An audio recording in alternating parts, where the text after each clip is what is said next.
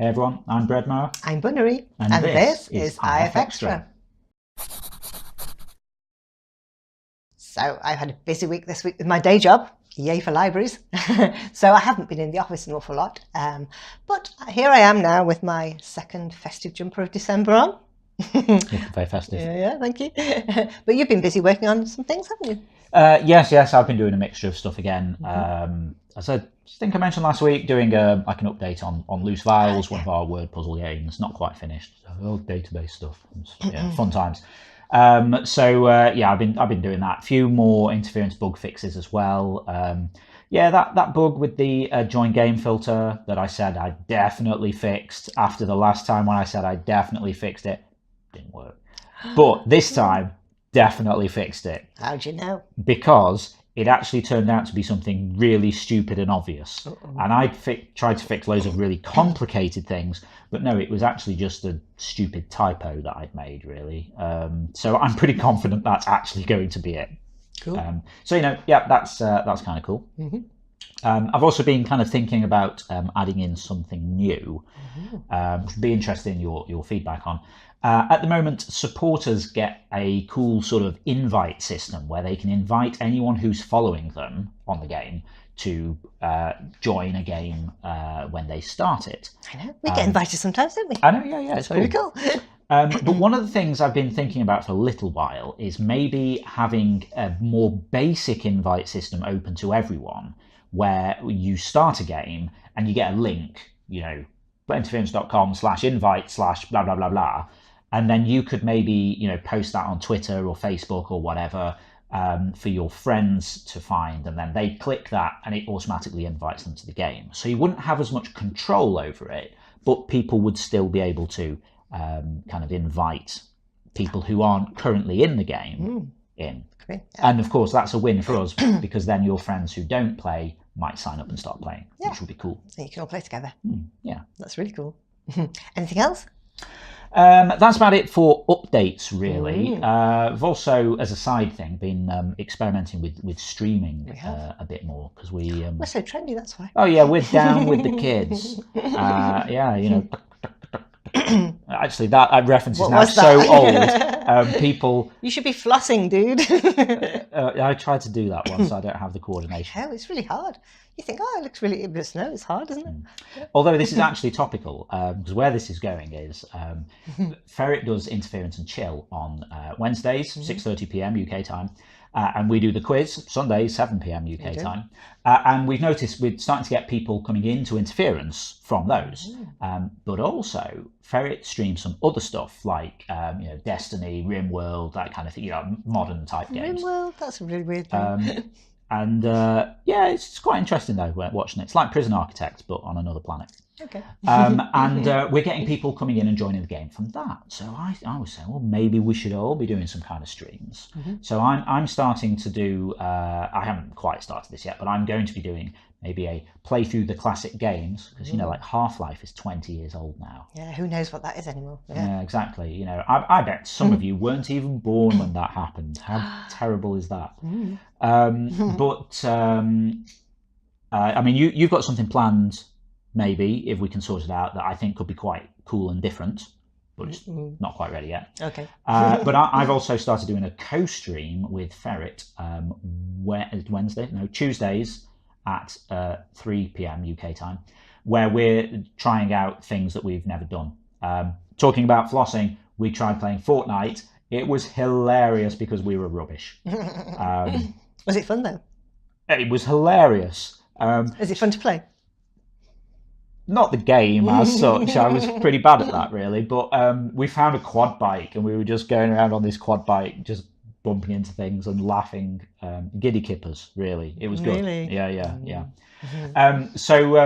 You can check out some of our other streams and things, and maybe we'll be bringing in some people from that. But I'll pop some links down in the description if anyone wants to watch any of this other nonsense that we do. Okay. Right. I think the time is come to see who won this week's awards. Picture of the week this week goes to Maria Lewandowski for Caterpillar to Butterfly. I just love the surprised look on the caterpillar's face, and I'd love to think that every butterfly emerges from its chrysalis and goes, ta-da! Fantastic work, Maria. Well done. My favourite description this week was Helium Atom and Unstable Beryllium Atom by Lepathy. Now, those of you who've been around for a while will know that I'm always a sucker for a scientifically accurate description. The drawing here, we've got an atom with 2 electrons on, yeah, helium. Got another one with 4 electrons on, so it's got to be beryllium. Except wait, beryllium should have 2 in each of the shells. Ah, I see what you did there, Lepathy. Nice work. Community pick of the week this week goes to Maxim W for Stranger Things. This is just a fantastic picture of the goings-on in Stranger Things. I don't know if you've seen it, but it's very spooky and scary. And I love how he's got all the kids on their bikes and the big, massive monster and all the dramatic skies that happen in the show. It's fantastic work. Well done, Maxim W. Well deserved. Awesome stuff there, as always. They were amazing. Fantastic stuff.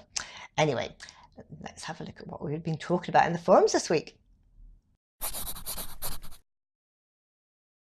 So last week I was thinking about how sort of internet terms are leaking out into the real world. Because, I find myself saying doggo or dog instead of dog. And I even said hefty chonk at the vet when talking about Dave, because, he was put on a bit of weight. And so, I was wondering if any of you have started using internet terms in real life. And a few of you have. Whitney Jones, kind of sensible, really. Doggo and pupper. Pupper is so cute. Pupper is quite cute. And Amber Hopkins said that she really wanted to see the vet's reaction to me saying hefty chonk, which was actually quite disappointing. Just didn't bat an eyelid. No. I think actually it might be a technical term that's made its way on. He's probably got the chonk chart out the back. Yeah, exactly. I'd say so, yeah.